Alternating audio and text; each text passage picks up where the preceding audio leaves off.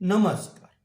आपण पाहताय आणि ऐकताय आपले अण्णा हे यूट्यूब चॅनल. मी गणेश तुकाराम शिंदे आपणा सर्वांचं आपले अण्णा या यूट्यूब चॅनलवर स्वागत करत आहे. महाराष्ट्रात कुस्ती या खेळाला अनन्यसाधारण असं महत्त्व आहे. प्रत्येक यात्रेत अनेक गावात कुस्ती स्पर्धा अधूनमधून भरतच असतात. मात्र या शरीराचं कौशल्य दाखवणाऱ्या देशी खेळाला म्हणावं तसा राजश्रेय नाही. आणि त्यामुळं अगदी प्रारंभिक कुस्तीत नाव गाजवलेल्या अनेक पहिलवानांना आयुष्याच्या शेवटी विपन्न अवस्थेत जगावं लागतं. ही खरी शोकांतिका आहे. यावर्षीच्या महाराष्ट्र केसरी कुस्ती स्पर्धा ज्या की महाराष्ट्र राज्य कुस्तीगीर परिषदेनं आयोजित केल्या होत्या, त्या पुणे शहरातील वाघोली या उपनगरात पार पडल्या. वाघोली येथील कैलासवासी सातव स्टेडियमवर झालेल्या कुस्ती स्पर्धेत नाशिक जिल्ह्यातील हर्षवर्धन सदगीर या पहिलवानानं सलग दुसऱ्या वर्षी महाराष्ट्र केसरी किताब पटकावला. त्यानं सलग दुसऱ्या वेळी सोलापूरच्या गायकवाड या पहिलवानाला चारी मुंड्या चित करत विजयाची पताका फडकवली.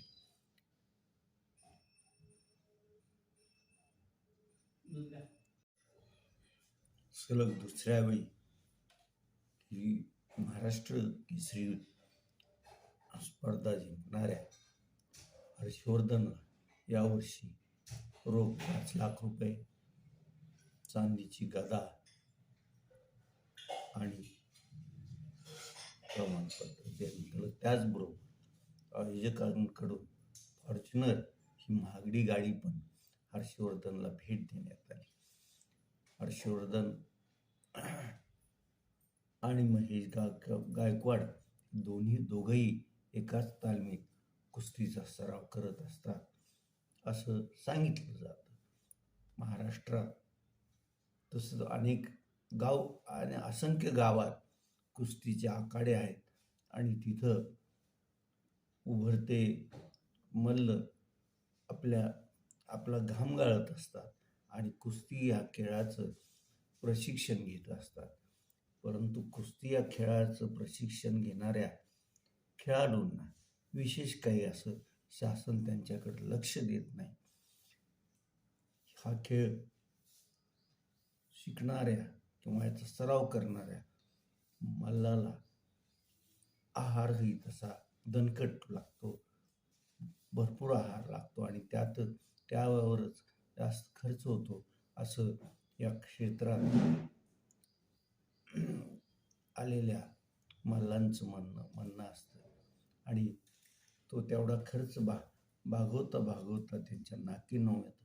दुसरीकडं जो की विदेशात जन्मास आलेला क्रिकेट हा खेळ भारतात आता सर्वदूर लोकप्रिय आहे. त्या क्रिकेटच्या अनेक स्पर्धा पण भरतात आणि या क्रिकेटपटूंसाठी भारतीय क्रिकेट कंट्रोल बोर्ड भरपूर असं मानधन देतं आणि त्यामुळं या खेळाकडं ओढा असणाऱ्या तरुण मुलांची संख्या मोठ्या प्रमाणात आहे. या खेळात वार्षिक अशी बिदागी पण क्रिकेट कंट्रोल बोर्ड देतं. त्याचबरोबर विविध स्पर्धामध्ये जी बक्षीस रक्कम असते ती पण त्या क्रिकेट खेळाडूंना मिळते.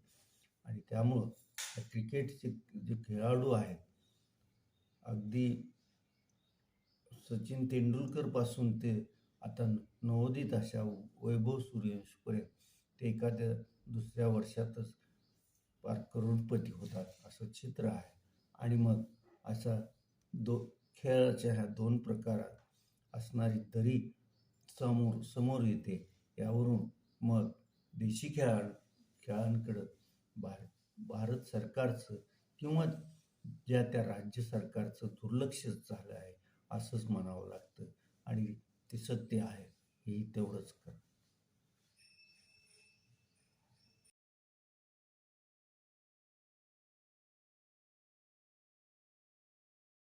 गेल्या आठवड्यात राज्याचे उपमुख्यमंत्री शिवसेना एकनाथ शिंदे पक्षाचे सर्वेसर्वा एकनाथ शिंदे हे नवी दिल्ली दौऱ्यावर गेले. नवी दिल्लीत त्यांनी गृहमंत्री अमित शहा, पंतप्रधान नरेंद्र मोदी आदींच्या गाठीभेटी घेतल्या आणि नेमकी त्याच वेळेस कुजबूज सुरू झाली. शिवसेना एकनाथ शिंदे पक्ष ऑपरेशन टायगर राबवतोय की काय असं सुरू झालं. ऑपरेशन टायगर म्हणजे शिवसेना एकनाथ शिंदे पक्ष शिवसेना उद्धव बाळासाहेब ठाकरे पक्षाचे खासदार फोडण्यासाठी तिथं रणनीती आखतोय काय अशी दबक्या आवाजात चर्चा सुरू होती. आणि मग काल शिवसेना उद्धव बाळासाहेब ठाकरे पक्षाचे पक्षप्रमुख उद्धव बाळासाहेब ठाकरे यांनी आपल्या सर्व खासदारांची काल दुपारी खास बैठक बोलवली. ही बैठक कशासाठी बोलवली होती, का बोलवली होती यावर उलटसुलट चर्चा सुरू राहतील.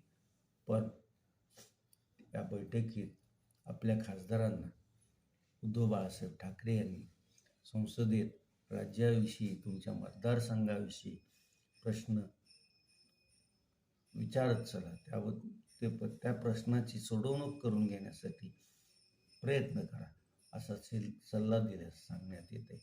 या बैठकीला मराठवाड्यातील धाराशिवचे खासदार ओमप्रकाश गोपालसिंह उर्फ मोहनराजे निंबाळकर, परभणीचे संजय उर्फ बंडू जाधव, हिंगोलीचे नागेश आष्टीकर, त्याचबरोबर नाशिकचे वजे आणि इतर सर्व खासदार उपस्थित होते. बैठक साधारण 1.5 ते 2 तास सुरू होती. या बैठकीला राज्यसभेच्या माजी खासदार प्रियंका चतुर्वेदी पण उपस्थित होत्या. त्याचबरोबर युवा सेनेचे प्रमुख आमदार माजी मंत्री आदित्य ठाकरे हेही उपस्थित होते.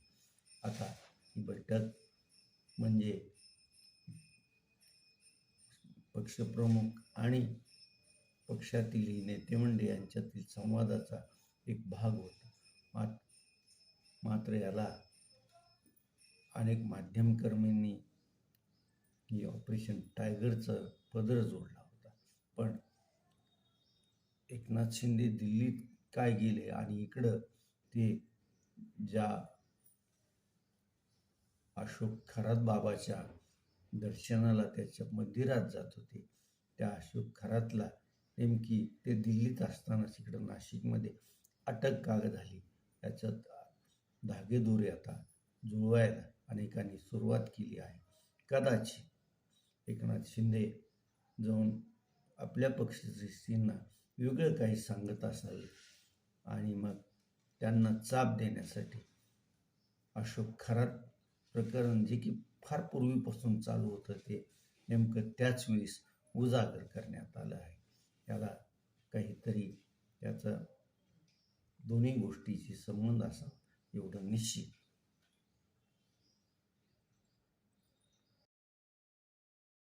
अखिल भारतीय मराठी नाट्य परिषदेच्या धाराशिव जिल्हा शाखेच्या वतीने येत्या 27 मार्चपासून गंगाधर करंडक स्पर्धाचं आयोजन करण्यात आलं आहे.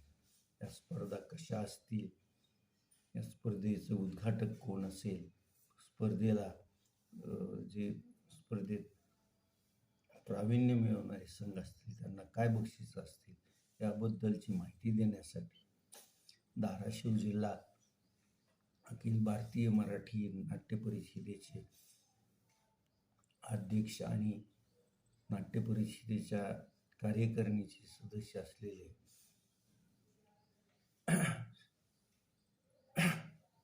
शिंगाडे यांनी परवा पत्रकार परिषद आयोजित करून सर्व पत्रकारांना याची माहिती दिली.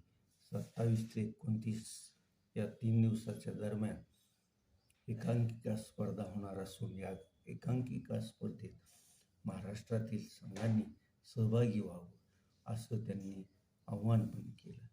त्यानंतर 29 ते 31 मार्चच्या दरम्यान नृत्य स्पर्धा होणार आहे आणि 1 एप्रिलला जिल्ह्यातील कलावंताचा मेळावा होणार असल्याची माहिती शिंगाडे यांनी दिली.